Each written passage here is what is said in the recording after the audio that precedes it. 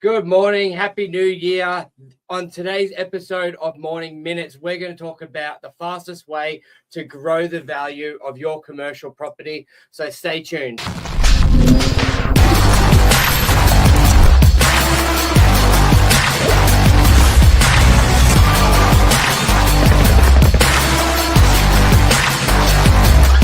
I'm the ringleader, so listen up.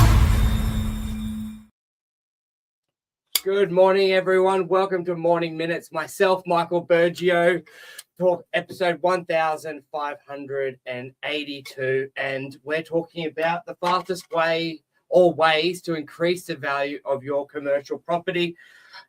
I thought it was a good time to do it at the start of a new year, looking forward. Now, what we're going to go through in today's episode is one of the reasons why I love commercial property, especially compared to residential. A lot of the time with residential property, the value of your property is determined by how the overall market is going. And that's why the common asked question when a real estate agent or people around a barbecue is, how's the property market going? Because that owner knows if they say good, then typically they're making money, they've made money in their residential property, and there's not much they can do to really impact that price. Of course, you can make sure the presentation is amazing, new kitchens, new bathrooms, painting and carpet.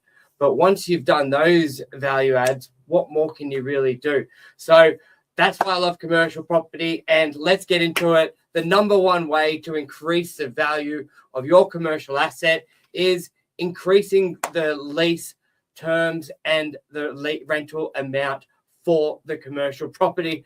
Not rocket science, but the more rent you get for your, say, shop, the higher the value of that price, of that potential sale price is. Now, for anyone who's bought commercial property, that would be a bit of a no-brainer. But if you're coming from the residential market where you're not really thinking about rental return or rental income, or if it's a good rent, you're like, great, pay less mortgage, or I'm kicking them out because I'm moving in anyway. But with commercial property, it is one of the most important things to know. It's one of the most commonly asked questions. The rental return is very significant. Now, and it can be as simple as, if you have a shop bringing in $50,000 a year income, let's put that at a 5% return, that's worth $1 million, and you can negotiate the rental increase to $60,000 a year. You're now got an asset worth $1.2 million. So overnight, you've increased the value of $200,000 for your asset, regardless of the market. If interest rates went up and down, you've had that increase. And I think one of the best case studies I've ever had, taking this into consideration, was we had an empty shop on Howard Avenue. The owners were about to do a deal for $700,000. I had a tenant who was eager to find a shop in DY. That ticked all the boxes. I said to the owners, can I bring this tenant through? And they're like, no, we only want to sell it. And I said, I understand, but if you allow me to get this tenant through, and if they take up the lease, we'll be able to sell it for significantly more. So they let me through. We showed the property. The tenant loved it. They put a very strong rental offer in. And long story short, I sold that shop 2 weeks later for $910,000. So for an asset that had been on the market for nearly a year, vacant, about to do a deal at $700,000 with a new tenant in place with a great rent, selling it for $910,000.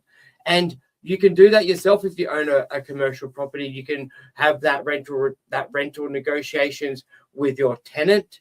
Now, I understand let's say you're already getting a strong rent for your property, and there's no way to move that rental position up.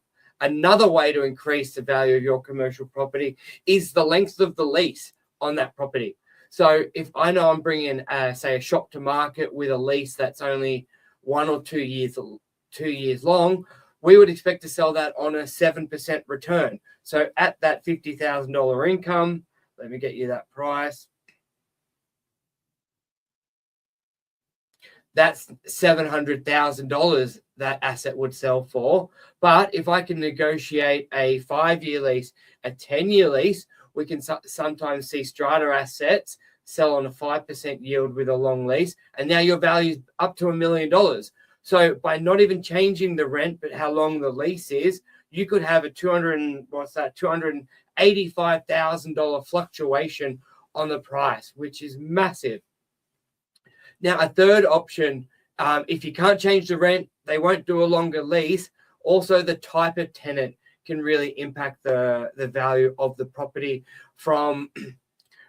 I know before COVID, coffee shops, cafes, restaurants would be selling on some of the best yields and the most desired assets. But ever since COVID, there's been a bit of hesitancy to those businesses because I think a lot of people saw how quickly they closed, and there wasn't a lot of operators out there who did not have a lot, weren't very successful. So the key tenancies I'm seeing, which investors are loving, are sort of lawyers, medical tenants. So even if you can't change the rent, the length of the lease, even having a different type of tenant in place can increase the value of your property.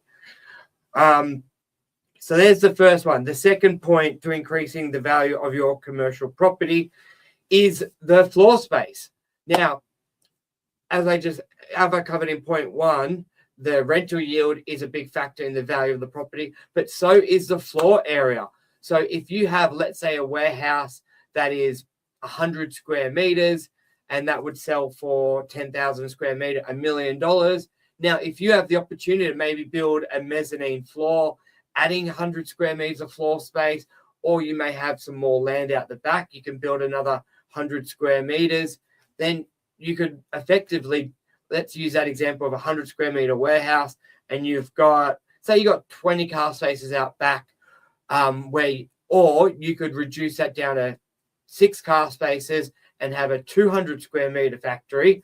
A lot of the time when it comes to the ground floor square meterage for a warehouse, if you're going from 100 square meters to 200 square meters, you've doubled your price straight away there. When you're building additional floors like mezzanines, it's sometimes not the exact same as doubling the price. And the reason, because even though you're gaining floor space, you are losing height in that example. And there are a lot of businesses that would have a smaller floor space but would prefer height. So that's another big way of increasing the value of your commercial space, of your commercial property, the floor spacing. Now, just the third one before I wrap up. I'm running solo today, so don't have Mark to bounce some ideas off. But planning and zoning controls and approvals for your property. So let's say you can't increase the rent of your property, you can't increase the floor space of the existing building, but it's a freestanding property. You may be able to get an approval to build a second dwelling, or you may have an approval to build 3 stories on your block. You can get that zoning approval there as well. And a lot of the time, just having that DA approval, you can get an increase in potential pricing without doing any construction, because there's a lot of builders out there, they're busy, they don't have time. So if they can find a property which already has the approval on it and they can just come in and start building straight away, that's very, very desirable. So that's it for it today. If you have any questions, or you would like myself to do an analysis of your commercial property to see where you could potentially increase the value, either rent, square meterage, or planning controls, feel free to reach out to me anytime. It's been a pleasure. Thank you very much.